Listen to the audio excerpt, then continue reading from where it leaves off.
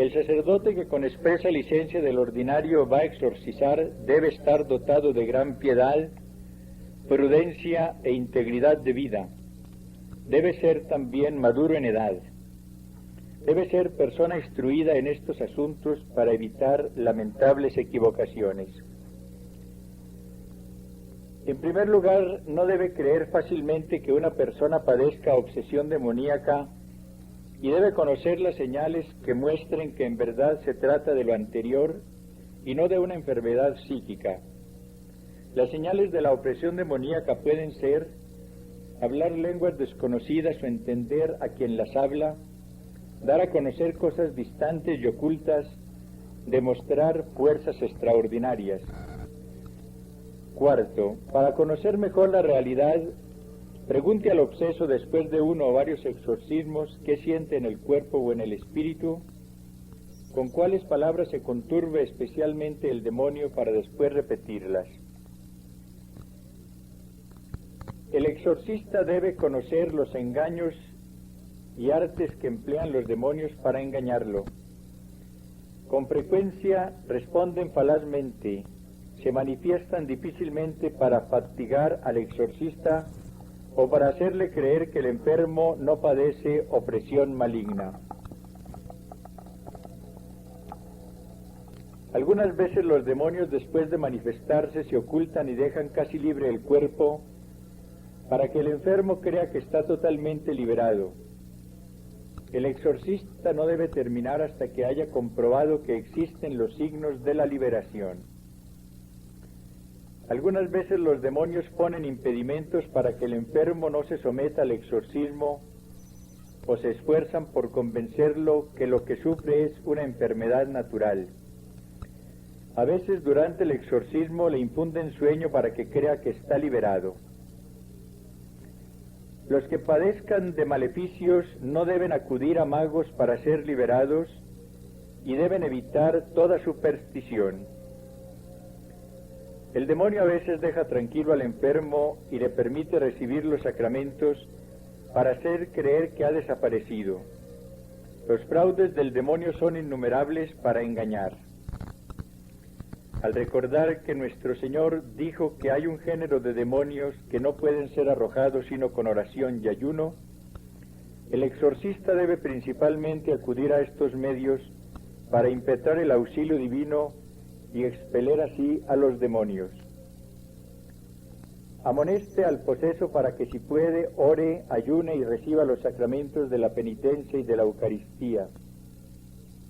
Mientras efectúa el exorcismo, pida con fervor la salud y no desconfíe del poder y del amor del Señor, aunque sufra las acometidas del maligno. Tenga en las manos o delante de sus ojos el crucifijo. Evite el exorcista quedarse en preguntas inútiles o curiosas. Ordene callar al espíritu inmundo y limitarse a contestar lo que se le pregunte. No le crea si afirma que es un espíritu bueno o el alma de un difunto o de un santo. Son necesarias las preguntas referentes al nombre de los espíritus, al tiempo de su ingreso y a las causas que lo originaron. Prohíbe el exorcista las demás necedades, burlas y tonterías del demonio o no les preste atención. Haga y lea los exorcismos con imperio y autoridad, con gran fe, humildad y fervor. Si ve que el espíritu maligno atormenta a su víctima, urja su salida. Si ve que el obseso es molestado en alguna parte del cuerpo o aparece algún temor, haga allí la señal de la cruz y asperge con agua bendita. Observe qué palabras asustan más al demonio y repítalas frecuentemente. Cuando llegue a la culminación, repítala cuanto sea necesario, aumentando la pena. Si ve que tiene efecto, persevere durante 2, 3 y 4 horas y aún más, si puede, hasta que consiga la victoria. El exorcista no debe indicar ninguna medicina al enfermo. Esto debe dejarlo al médico. Si exorciza a una mujer, debe estar acompañado de personas honestas que la sujeten en caso de que sea quitada por el demonio. Ojalá sean parientes cercanos.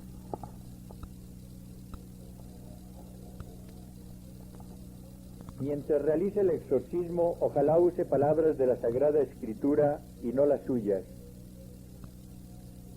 Ordene al demonio que diga si está en ese cuerpo por una acción mágica o por signos o instrumentos maléficos.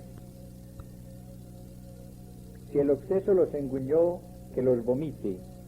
Que si están fuera del cuerpo, revele dónde están para que puedan ser quemados. El obseso debe ser amonestado para que manifieste al exorcista todas las tentaciones. Si esta persona queda liberada, debe advertírsele que evite el pecado para que no brinde al demonio ocasión de regresar y su situación sea peor que la primera. Terminan aquí las normas del ritual.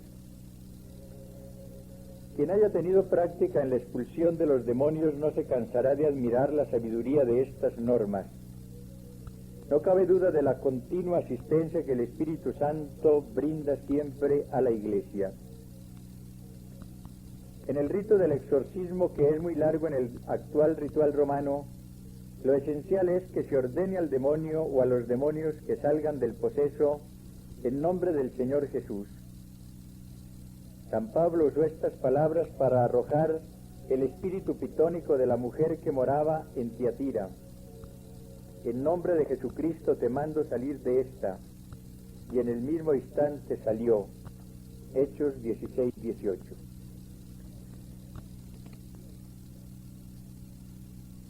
Cuando no se trata de un exorcismo formal, tal como está indicado en el ritual romano, la oración de liberación debe tener los siguientes elementos. Primero, es una orden, no una mera súplica. La súplica debe preceder al mandato y debe ser humilde y llena de amor por la persona oprimida y de una profunda fe en el poder, en el amor y en la fidelidad del Señor. Mientras más intensa y fervorosa sea la oración preparatoria, mayor será la eficacia de la liberación. Recordemos que el Señor dijo que había un género de demonios que no puede ser arrojado si no es por la oración. Pero el elemento esencial y que debe animar la oración y el ayuno es la fe. Cuando los discípulos no logran expulsar al demonio que atormenta al niño y preguntan a Jesús, ¿cómo es que nosotros no hemos podido arrojarlo? Jesús les dice, por vuestra poca fe, porque en verdad os digo que si tuvierais fe como un grano de mostaza, diríais a este monte, vete de aquí allá, y se iría y nada os sería imposible. Mateo 17, 19, 21. Por eso, si alguien no tiene fe en la existencia, perversidad y poder de los demonios, en la victoria de Cristo sobre ellos y en el poder que nos ha dado para arrojarlos en su nombre, que no se ponga en la empresa de liberar a una persona que esté oprimida o poseída por el espíritu del mal, porque fracasará lamentablemente. El demonio sabe si tenemos fe o no, y sabe hasta dónde puede resistir. Segundo, la orden hay que darla en nombre del Señor Jesús. Es nuestro Salvador quien ha conseguido con su muerte en la cruz el dominio pleno sobre el diablo y sobre todas las fuerzas del mal. Releamos con profundo respeto las palabras de San Pablo a los filipenses.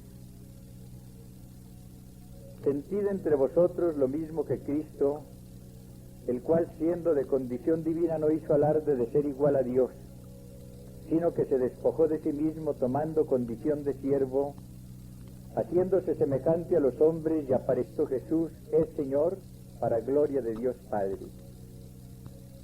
Esta convicción de San Pablo lo llevó precisamente a expulsar el demonio de la pitonisa con estas palabras: en nombre de Jesucristo te mando salir de esta. Es elemental advertir que para dar eficazmente esta orden en nombre de Jesús, es necesario que Él sea verdaderamente el Señor de nuestras vidas, debido a la entrega total y generosa que le hayamos hecho de todo nuestro ser, y que estemos convencidos de su poder y de su señorío sobre el demonio. Recordemos que no basta con imperar en el nombre de Jesús. Los hechos de los apóstoles nos narran lo que sucedió a los 7 hijos de Esceva. Algunos exorcistas judíos ambulantes intentaron también invocar el nombre del Señor Jesús sobre los que tenían espíritus malos y decían: os conjuro por Jesús a quien predica Pablo. Eran 7 hijos de una tal Esceva, sumo sacerdote judío, los que hacían esto. Pero el espíritu malo les respondió: a Jesús le conozco y sé quién es Pablo, pero vosotros, ¿quiénes sois? Y arrojándose sobre ellos el hombre poseído del mal espíritu, dominó a unos y otros, y pudo con ellos, de forma que tuvieron que huir de aquella casa desnudos y cubiertos de heridas. Llegaron a enterarse de esto todos los habitantes de Éfeso, tanto judíos como griegos. El temor se apoderó de todos y fue glorificado el nombre del Señor Jesús. Capítulo 19, del 13 al 17. Alguien comentando este pasaje dijo con gracia: estos 7 no fueron capaces de arrojar un demonio y fueron derrotados por él. Cristo, en cambio, arrojó los 7 demonios de María Magdalena.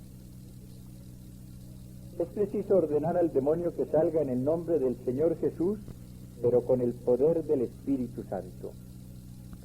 Con este poder arrojaba el Señor a los espíritus inmundos. Él lo dijo claramente cuando rechazó la calumnia de los fariseos: mas si yo arrojo a los demonios con el Espíritu de Dios, entonces es que ha llegado a vosotros el reino de Dios. Esto explica por qué el movimiento de renovación en el Espíritu Santo está descubriendo más claramente la presencia y la acción de los demonios, y con su poder está actuando eficazmente contra ellos. Tercero, si queremos ser instrumentos eficaces del Señor en esta importante tarea liberadora de la opresión demoníaca, tenemos que pedir el poder del Espíritu Santo y confiar solamente en Él, y no en nuestras fuerzas ni en nuestra virtud. Tercero, es muy conveniente identificar al demonio o demonios que estén oprimiendo a las personas. Ellos lo hacen cuando se les ordena que lo hagan. La manifestación es de manera diversa. Unas veces pronuncian su nombre y otras aparece claramente en la mente de la persona oprimida o que es víctima de la posesión. Esta identificación del espíritu malo facilita su expulsión. En muchas ocasiones se sabe la clase de espíritu maligno que hay en la persona por los síntomas que manifiesta esta o por circunstancias especiales. Si el exorcista tiene el carisma del discernimiento de espíritus, conoce más fácilmente la realidad y está menos expuesto al engaño del demonio o a cualquier equivocación. Una fórmula de exorcismo informal puede ser esta: en nombre de Jesucristo te ordeno. Ojalá se diga esto con verdadera autoridad y mirando los ojos de la persona: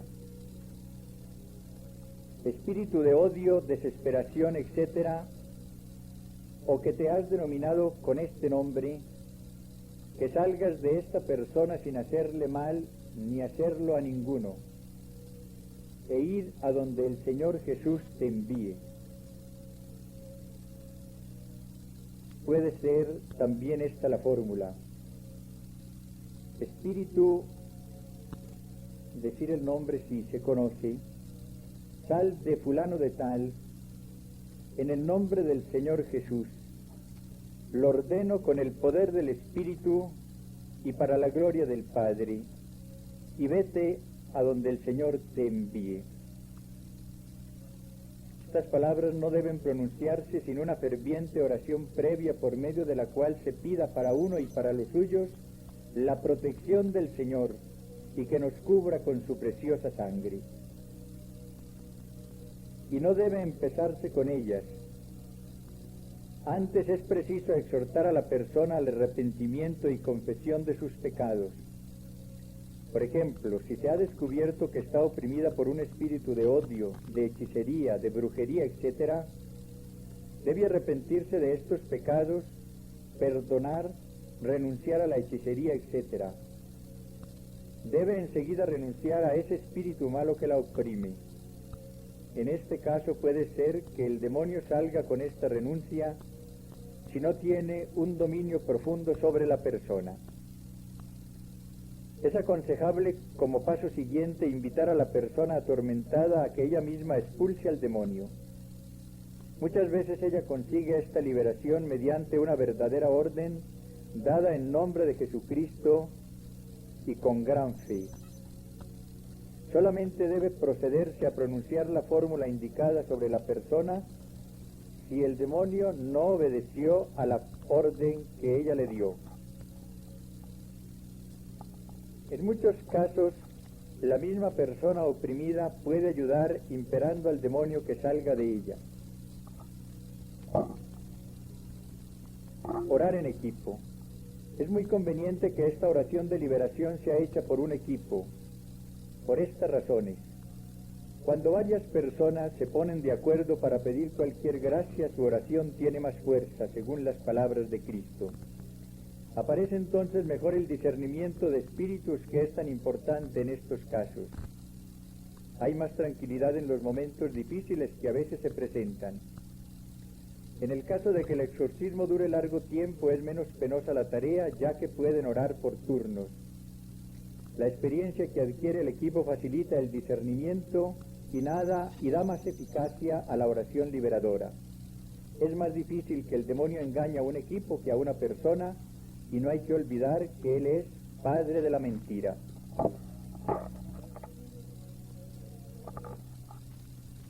San Pablo nos indica cuáles son las armas que debemos emplear en esta batalla. Por lo demás nos dice: confortaos en el Señor y en la fuerza de su poder. Tomad pues la armadura de Dios para que podáis resistir en el día malo. Estad alerta, ceñidos los lomos con la verdad, revestida la coraza de la justicia y calzados los pies, prontos para anunciar el Evangelio de la paz.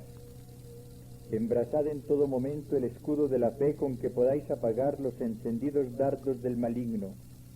Tomad el yelmo de la salvación y la espada del Espíritu, que es la palabra de Dios, con toda suerte de oraciones y plegarias, orando en todo tiempo en el Espíritu, y para ello velando con toda perseverancia y súplica por todos los santos.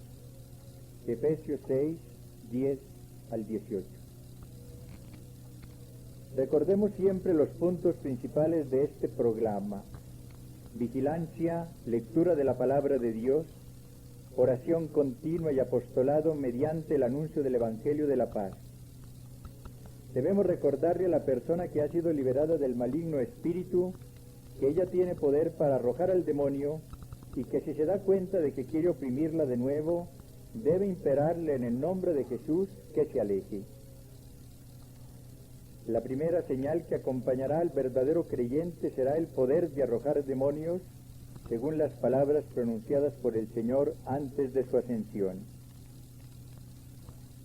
Los cristianos debemos cobrar nuevos ánimos al reflexionar en lo que nos dice San Pablo: estáis llenos de Cristo, que es la cabeza de todo principado y potestad.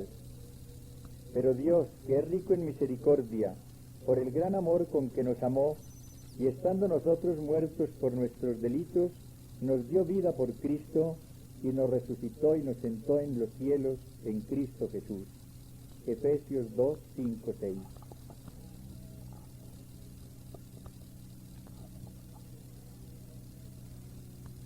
Quien haya sido liberado de la opresión demoníaca no debe conservar ningún complejo de inferioridad. Hay que saber y predicar que la opresión demoníaca se da muchas veces sin culpa de la persona. El demonio puede oprimir al justo con permiso de Dios, como lo hizo con Job. Más de una posesión se ha realizado en la infancia de la persona. Recordemos el caso del niño endemoniado del Evangelio y de la hija de la cananea. Además, la liberación es una prueba del gran amor que Jesús tiene a esa persona. Él salva por amor, y la liberación es parte de la salvación integral que realiza el Señor. Es muy elocuente lo que nos dice San Lucas: Yendo Jesús por ciudades y aldeas, predicaba y evangelizaba el reino de Dios. Lo acompañaban los 12 y algunas mujeres que habían sido curadas de espíritus malignos y de enfermedades. María llamada Magdalena, de la cual habían salido 7 demonios. Pero hay algo más admirable aún. San Marcos nos dice que, resucitado Jesús en la madrugada, el primer día de la semana, se apareció primero a María Magdalena, de la que había echado 7 demonios. Ella fue a comunicar la noticia a los que habían vivido con él, que estaban tristes y llorosos. Esto es maravilloso. La primera persona que, según el evangelista, ve a Cristo resucitado es esta mujer de la cual había arrojado 7 demonios. Más aún, es ella la encargada por el Señor de anunciar su resurrección a los apóstoles. Es mejor prevenir que curar. Este sabio adagio tiene aquí también aplicación.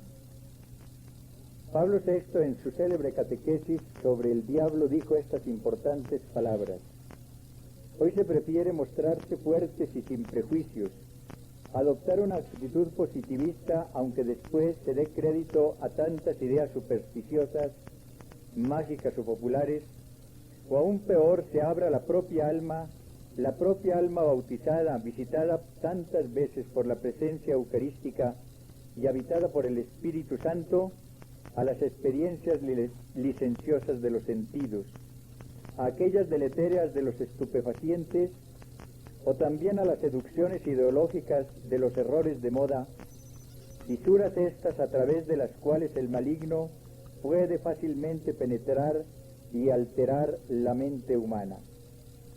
Aquí encontramos un enfoque maravilloso de la posible dominación que por estas causas y otras similares puede llegar a ejercer el demonio sobre los hombres. Si evitamos estas situaciones que pueden convertirse en fisuras que permiten la intromisión demoníaca, obraremos sabiamente. Quiero llamar la atención sobre la magia y la superstición mencionadas por el Santo Padre y cuyo auge en la actualidad es verdaderamente alarmante.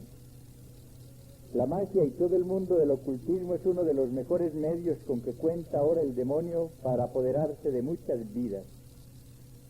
Basta ver cómo proliferan los centros espiritistas, la importancia que se da a la brujería y a los maleficios, la popularidad de los horóscopos y de las tablas, y las multitudes que acuden a las casas de los adivinos.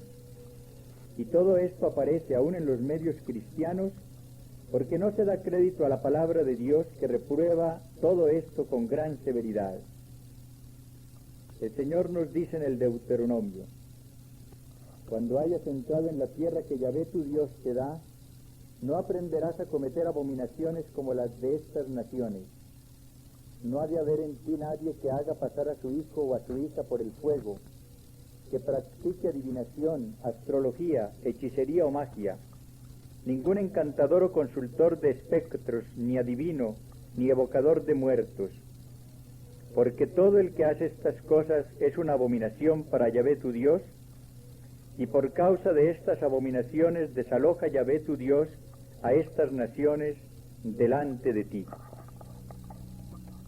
Por estas palabras y muchas otras que encontramos en la Sagrada Escritura, los paganos que recibían la fe en la iglesia primitiva se apartaban de estas prácticas mágicas, como lo vemos en los Hechos de los Apóstoles.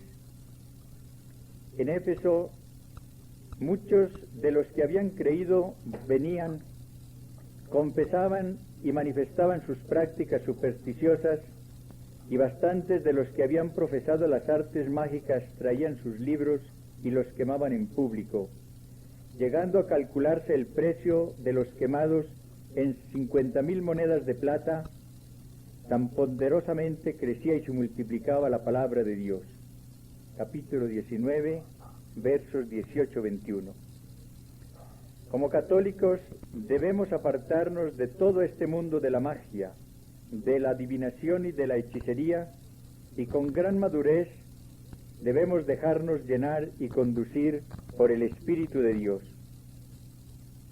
Tengamos siempre presente las palabras de San Pablo a los romanos, porque los que son movidos por el Espíritu de Dios, estos son hijos de Dios, que no habéis recibido un espíritu de siervos para recaer en el temor, antes bien habéis recibido el espíritu de adopción de hijos por el que clamamos, Abba, Padre. Así hablaron los padres de la Iglesia. El estudio recomendado por la Congregación de la Doctrina de la Fe sobre fe cristiana y demonología dice: por este motivo los padres de la Iglesia, convencidos a través de la Sagrada Escritura de que Satanás y los demonios son los adversarios de la redención, no han dejado de recordar a los fieles la existencia y la acción de aquellos. Desde el siglo II de nuestra era, Melitón de Sardes había escrito una obra sobre el demonio, y sería difícil citar a un solo padre que no haya hablado de este tema. Obviamente, los más diligentes en poner en claro la acción del diablo fueron aquellos que ilustraron el designio divino en la historia, especialmente San Ireneo y Tertuliano, quienes afrontaron sucesivamente el dualismo gnóstico y Marción. Luego lo hizo Victoriano de Petó y finalmente San Agustín. San Ireneo enseñó que el diablo es un ángel apóstata, que Cristo, recapitulando en sí mismo la guerra que este enemigo mueve contra nosotros, tuvo que enfrentarse con él y al comienzo de su ministerio. Con mayor amplitud y vigor, San Agustín demostró su actividad en la lucha de las 12 ciudades que tienen origen en el cielo, cuando las primeras criaturas de Dios, los ángeles, se declararon fieles o infieles a su Señor. En la sociedad de los pecadores él vio un cuerpo místico del diablo, del cual habló también más tarde en su obra Moralia San Gregorio Magno. Se ve pues que las enseñanzas patrísticas fueron un eco sustancialmente fiel de la doctrina y orientaciones del Nuevo Testamento. Es conveniente también estudiar lo que el Concilio Vaticano II ha dicho sobre el demonio. Pidamos al Señor la plenitud de su Espíritu, pidamos su poder, su amor, su santidad, para poder dominar al espíritu del mal que quiere perdernos. Digamos siempre con humildad: no nos dejes caer en tentación, mas líbranos del mal. Gracias, Señor, por tu amor.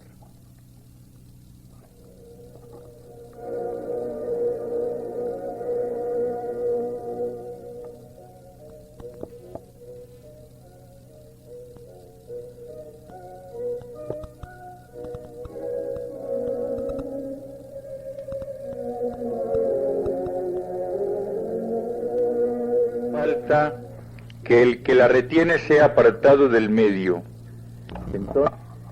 Entonces se manifestará el inicuo, a quien el Señor Jesús destruirá con el aliento de su boca, destruyéndole con la manifestación de su venida. El Apocalipsis confirma esta enseñanza. El diablo que los extraviaba será arrojado en el estanque del fuego y azufre, donde están también la bestia y el falso profeta, y serán atormentados día y noche por los siglos de los siglos. Los demonios son legión. Para poder comprender mejor la acción demoníaca contra los hombres, es preciso saber que estos espíritus malos son muchos. Pablo VI afirma que no se trata de un solo demonio, sino de muchos. Nos lo indican muchos pasajes evangélicos.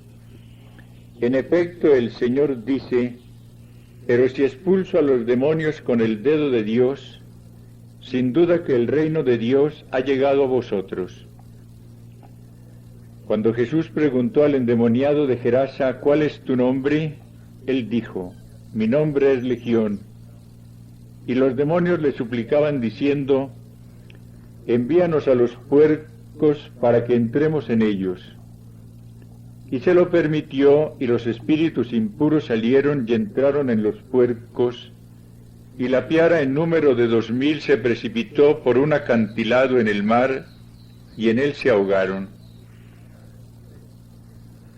San Lucas y San Marcos nos dicen que el Señor echó 7 demonios de María Magdalena. San Mateo narra cómo al atardecer de aquel día le presentaron muchos endemoniados y arrojaba con una palabra los espíritus. No nos debe extrañar que actualmente haya necesidad en un exorcismo a veces de expulsar en el nombre de Jesús a varios demonios. No siempre se trata de la opresión de una persona por un solo espíritu impuro. Quienes tienen experiencia en este campo conocen muy bien esta realidad. Es asombrosa la frecuencia y la claridad con que la Sagrada Escritura habla de los demonios. El término demonios aparece 55 veces en la Biblia. Espíritu inmundo, 22. Espíritu malo, 14 veces. Los demonios aparecen en estos textos sagrados como seres personales e inteligentes. Pueden hablar y oír. Contestan las preguntas que Jesús les formula y a veces le hablan. Conocen a los hombres. Conozco a Jesús y sé quién es Pablo, dice uno de ellos. Reconocen a los verdaderos creyentes y se rinden ante la autoridad de Jesús y de su Iglesia. Pero todas estas manifestaciones aparecen cuando están dentro de una persona. Pueden ser expulsados del poseso por medio de la oración de liberación. A veces salen cuando un grupo de personas está dedicado a la alabanza de Dios. El texto que encontramos en San Mateo nos indica que el demonio puede abandonar a una persona cuando quiere, pero la experiencia demuestra que prefiere permanecer en ella mientras no sea expulsado. Tanto el cuerpo humano como la mente pueden ser afectados y atormentados por uno o varios espíritus malos. Leamos lo que nos dice en varios lugares el Santo Evangelio. Ten piedad de mí, Señor, Hijo de David. Mi hija es malamente atormentada por el demonio, grita la mujer cananea a Jesús. La descripción que hace el padre del epiléptico endemoniado es muy dolorosa. El espíritu, dice, se apodera de él y súbitamente grita y lo retuerce entre espumarajos y a duras penas se retira de él después de haberlo magullado. Pero el principal demonio es uno. Estos innumerables espíritus malos tienen un jefe, Satanás, que quiere decir el adversario, el enemigo. El Concilio Cuarto de Letrán afirma: el diablo y los otros demonios fueron creados por Dios, pero ellos por sí mismos se volvieron malos. El poder de Satanás es muy grande y su imperio dilatado, tanto que San Pablo lo llama el Dios de este mundo. Por tanto, él como sus compañeros, serán lanzados al fuego eterno. Satán o Satanás es mencionado en 7 libros del Antiguo Testamento y en 19 libros del Nuevo. 44 veces este enemigo de Dios y de los hombres es denominado Satán. El Apocalipsis nos dice que tiene trono, sinagoga y ministros. Allí también es llamado el gran dragón para significar su fuerza y su furor. Aunque su reino es muy grande, lo mismo que su poder, la Iglesia puede y debe arrebatarle las personas que domina y conducirlas al reino de Dios en Cristo.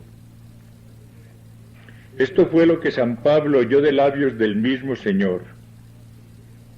Entonces dije: ¿Quién eres, Señor? Y el Señor me dijo: Yo soy Jesús, el mismo a quien tú estás persiguiendo. Pero levántate y ponte en pie, porque me ha aparecido a ti para que me sirvas y para que seas testigo de lo que ahora has visto y de lo que verás de mí después. Te voy a librar de los judíos y también de los extranjeros, a los cuales ahora te mando que vayas. Te mando a ellos para que les abras los ojos, para que no caminen más en la oscuridad sino en la luz, y para que no sigan bajo el poder de Satanás, sino que sigan a Dios, y para que crean en mí y reciban así el perdón de los pecados y una herencia entre los que Dios ha consagrado. Con gran razón el apóstol escribirá después a los colosenses: El Padre nos libró del poder de las tinieblas y nos trasladó al reino del Hijo de su amor, en quien tenemos la redención y el perdón de los pecados. Este príncipe de los demonios, o Beelzebul, no es omnipresente ni omnipotente, pero su actividad es mucha y cuenta con la colaboración de sus ejércitos. San Pablo en su carta a los Efesios habla de principados y potestades, dominadores de este mundo tenebroso y de espíritus malos de los aires. Afortunadamente, como él dice a continuación, podemos tomar la armadura de Dios y vencer al diablo.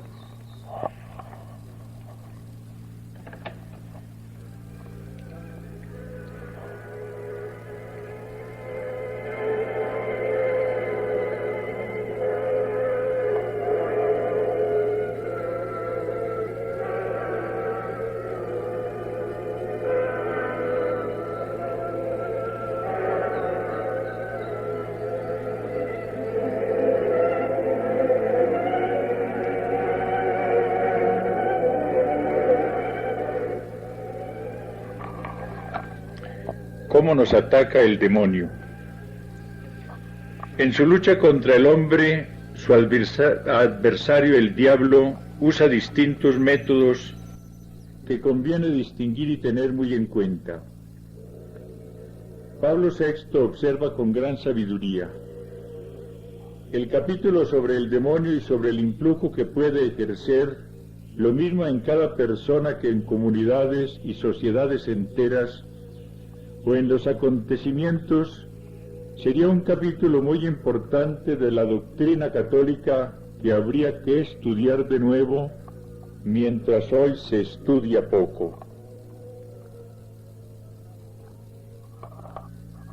Ojalá tengamos en cuenta esta sabia observación y orientación pontificias.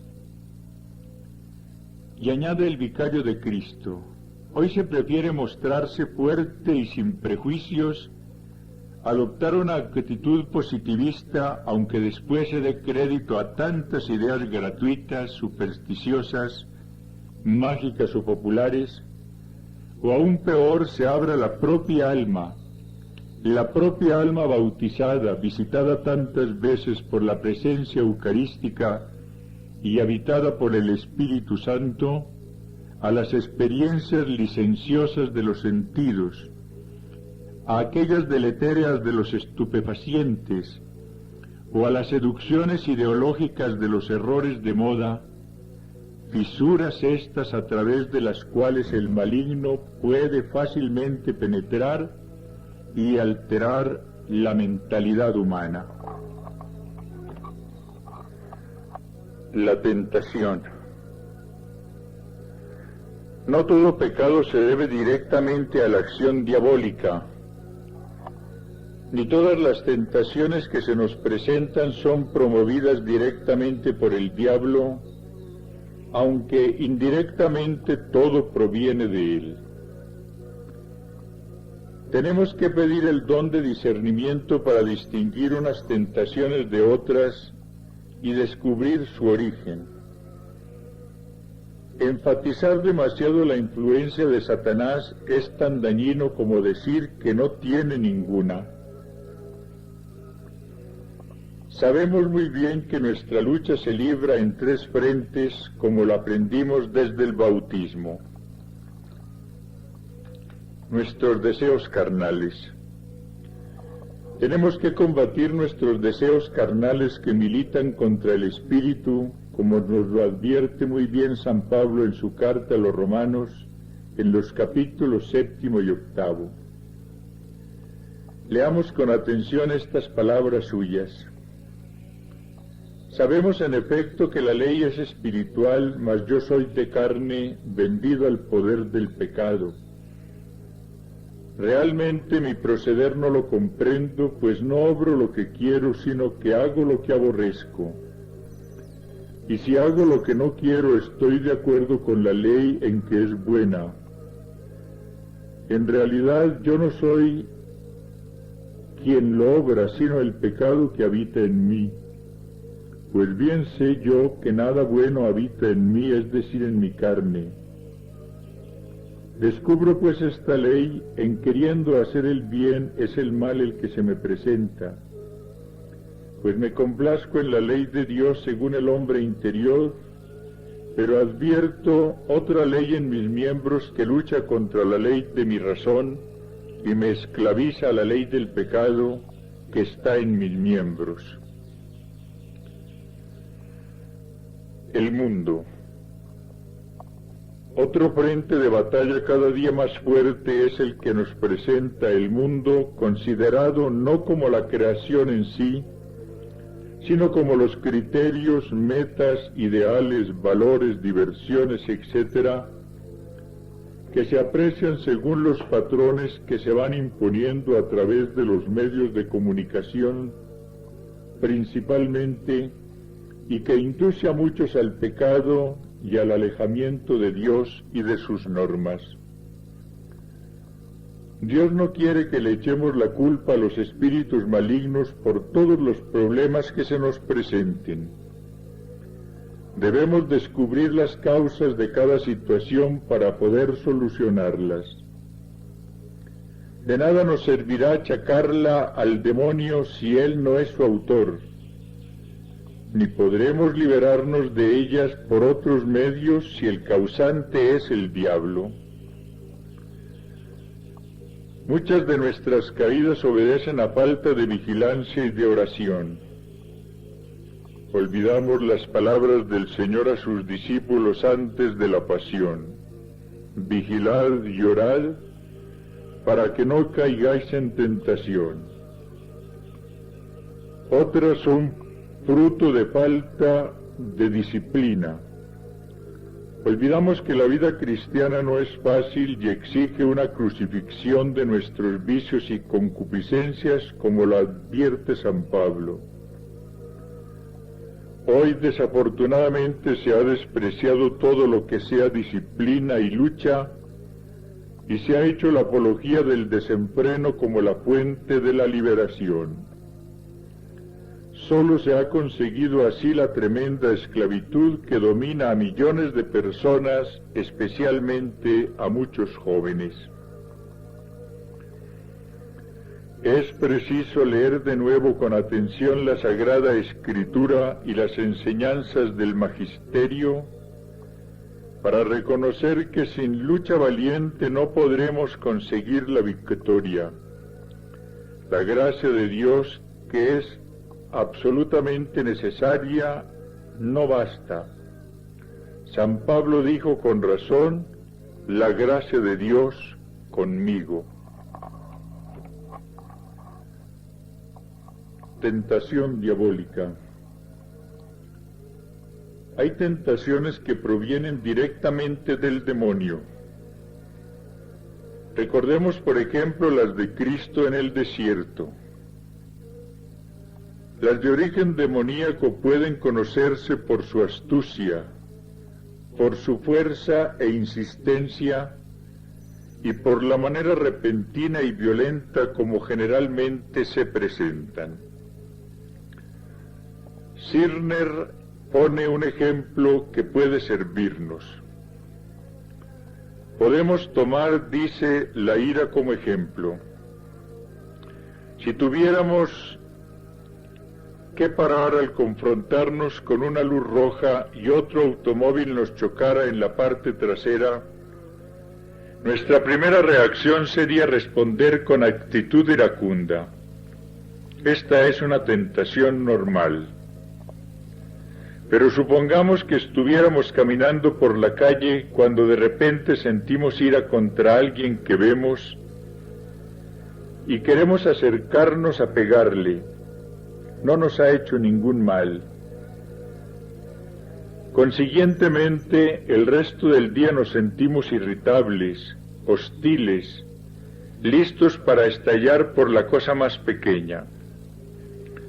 La tentación de pegarle a esta persona fue posiblemente obra de un espíritu maligno cuyo objetivo principal fue deprimirnos el resto del día. Reconocer la tentación como obra de un espíritu maligno y tratar con ella como tal hubiera salvado el día. Resistid al diablo y él huirá de vosotros, dice Santiago.